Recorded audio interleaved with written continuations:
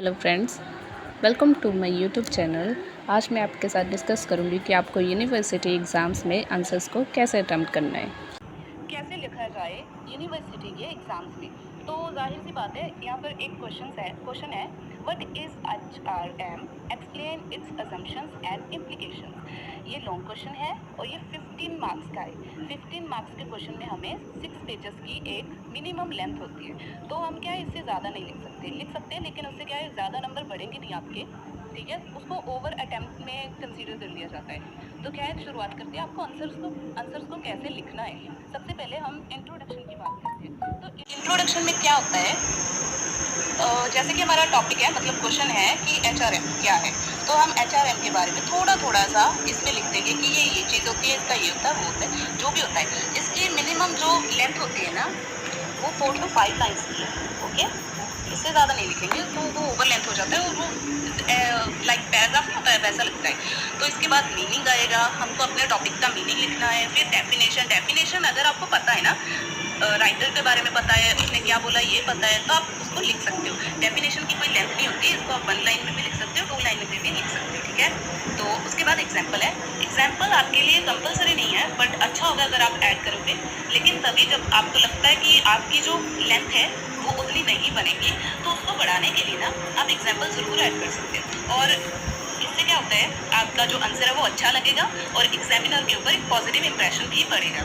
उसके बाद जैसे कि हमारे क्वेश्चन में था कि हमें असम्पशंस बतानी है और इम्प्लीकेशंस बतानी है, तो हम असम्पशन के पास चलते हैं। तो ऐसे 4 to 5 असम्पशंस आप लिख दो, जितनी भी आपको आती है, ऐसे डायग्राम में उसको लिख देना है। फिर उसके बाद एक एक करके एक्सप्लेन करना है, और एक्सप्लेन 2 to 3 लाइन्स में करना है, ज़्यादा लाइन्स में मत कीजिएगा। ओके, और इसमें आप एग्जाम्पल ऐड कर सकते हो, इट्स नॉट कंपलसरी। अगर आपको आती है तो आप लिख सकते हो, अदरवाइज कोई बात नहीं। उसके बाद हमारे इम्प्लीकेशंस आते हैं। हमको इम्प्लीकेशंस के लिए भी ऐसे डायग्राम बनानी है, फिर उसको एक्सप्लेन करना है फर्दर। ओके, और इसमें भी मैंने एग्जाम्पल कहा है ना, अगर आपको आती है तो आप प्लीज़ एग्जाम्पल लिख कर आया कीजिए। वैसे भी जो एग्जामिनर होते हैं वो एग्जाम्पल्स को प्रॉपरली नहीं पढ़ते, लेकिन अगर आपको अच्छे से एग्जाम्पल आती है तो प्लीज़ ज़रूर लिख कर आया कीजिए। इससे क्या होता है, आपके नंबर बढ़ते हैं। ओके, उसके बाद लास्ट में क्या है, हमको अपने आंसर का एंड करना है, तो हम कंक्लूजन लिखेंगे जो कि 4 to 5 लाइन्स में होगा। इसमें भी क्या है, आपको ज़्यादा एक्सप्लेन नहीं करना है, आपको सिर्फ टॉपिक के बारे में लिखना है कि मैंने ये एक्सप्लेन किया, तो इसके एडवांटेजेस है, लेकिन हमें इस चीज़ों पर भी फोकस की जरूरत है। जो मेन लाइन है 3-4 आपने उसको लिखकर ऐसे कवर कर लिया। ओके, तो इस तरीके से आपको क्या है, अपने आंसर को अटेम्प्ट करना है। स्पेशली वो लॉन्ग क्वेश्चन जो हमें 15 मार्क्स के आते हैं ना, उसके लिए ये बहुत अच्छा और इफेक्टिव मेथड है। तो फ्रेंड्स, जब आप अपना आंसर कंप्लीट कर देते हो तो आपको क्या करना है, आपको पेंसिल से इसी तरह अपने मेन पॉइंट्स होते हैं जो आंसर्स के, उन्हें हाईलाइट करना है, उन्हें ऐसे डिज़ाइन कर देना है। इससे क्या है, आपकी प्रेजेंटेशन बहुत अच्छी होती है और आंसर भी बहुत अच्छा लगता है।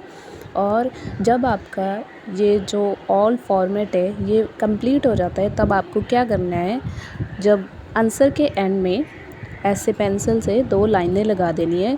ये शॉर्ट में भी करना है और लॉन्ग में भी करना है। इससे क्या है, आपका आंसर ब्यूटीफुली रिप्रेजेंट होता है और पता चल जाता है कि आपका आंसर कंप्लीट हो चुका है। तो आपको ऐसा ज़रूर करना है। और एक और बात, जो आपके मेन पॉइंट्स होते हैं ना, उन्हें प्लीज़ हाईलाइट करके ज़रूर आया कीजिए, वो भी बहुत अच्छा रहता है। आई होप कि ये वीडियो आप लोगों के लिए यूज़फुल रहा हो। थैंक यू फॉर वॉचिंग, और मुझे बताना ज़रूर कि ये वीडियो आपको अच्छा लगा या नहीं, प्लीज़।